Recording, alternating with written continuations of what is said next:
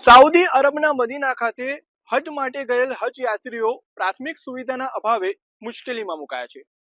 દર વર્ષે દેશ સહિત રાજ્યમાંથી મોટી સંખ્યામાં સાઉદી અરબના મક્કા મદીના ખાતે હજ માટે જતા હોય છે।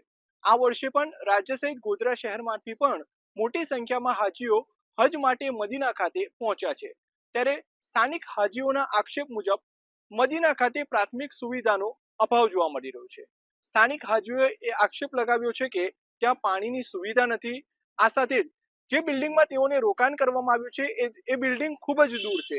સ્થાનિક હાજીઓના આક્ષેપ મુજબ બિલ્ડિંગમાંથી જો અગર કોઈ હાજીને નીચે ઉતરવું હોય તો 10 થી 12 મંજિલા આ બિલ્ડિંગ આવેલી છે અને તેમાં માત્ર 2 જ લિફ્ટ આવેલી છે અને એક લિફ્ટમાં 5 થી 6 વ્યક્તિ જ ઉપરથી નીચે ઉતરી શકે છે। એટલે કે જો કોઈ હાજીને બિલ્ડિંગમાંથી નીચે ઉતરવું હોય કે નીચેથી ઉપર ચડવું હોય તો અડધો થી પોણો કલાક સુધીની રાહ જોવી પડી રહી છે। આ આક્ષેપો જે છે એ સ્થાનિક હાજીઓ લગાવી રહ્યા છે।